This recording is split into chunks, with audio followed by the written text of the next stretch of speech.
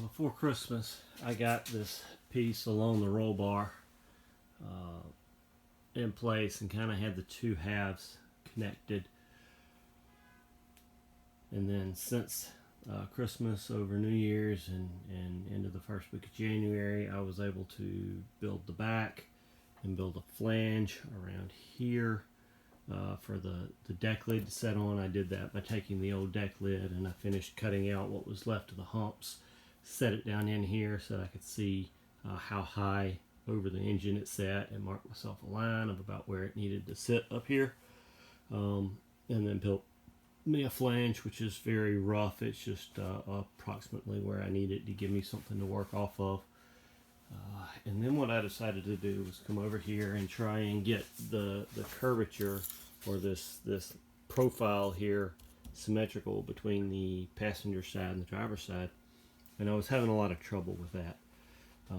I'd go over there, I would make myself a template out of paper, and I would use the body line and the door line to kind of give myself something to make sure I was straight and forwards and up and down.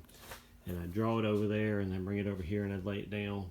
And up at the top of the roll bar it would be off by an inch, which wouldn't make sense because I was lined up to body lines. And then I'd go over there and I'd check it and it'd be off over there. And I'd be like, crap, I screwed up, I guess. So I'd draw me another one and bring it over here and it wouldn't work. And then take it over there and it wouldn't work. And when I finally realized what was going on, I realized that I was violating one of the fundamental rules of building something, which is to start from the bottom up, make sure you have a good, solid, square foundation, and then build up from there.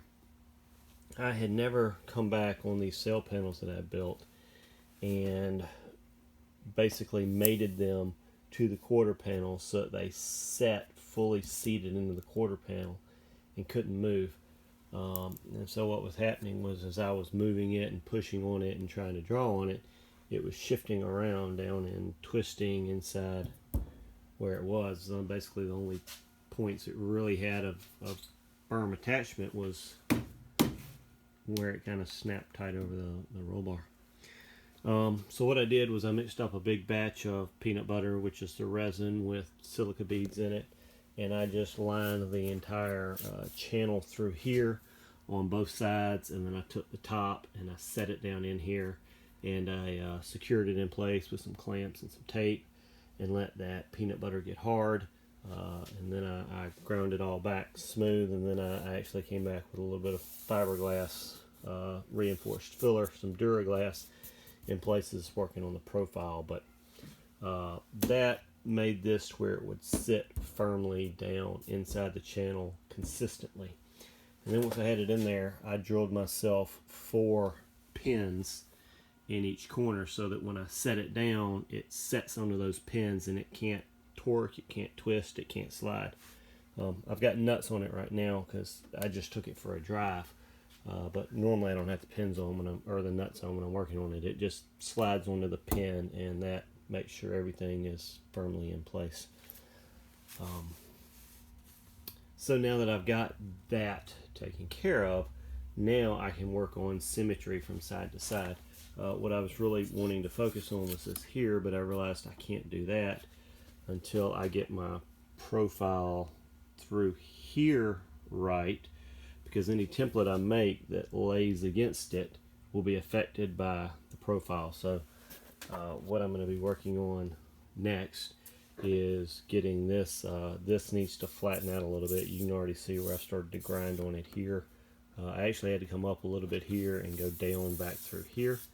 So I'm going to be working on getting this flattened, and then through here I'm going to get this profile to match on both sides so that I can then make myself a good template to lay up and get this profile right.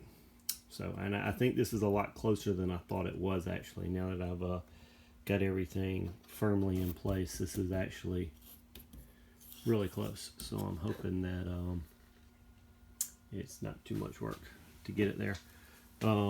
Once I've done that, then I will be able to build my lip along the top that the top will sit into.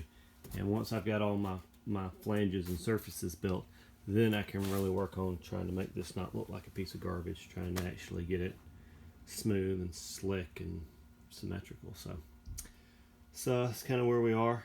Hopefully now that the holidays are behind us, I'll get back to working on the car. I try to put 12 hours a week in. We'll just see how that goes. So thanks for watching, guys.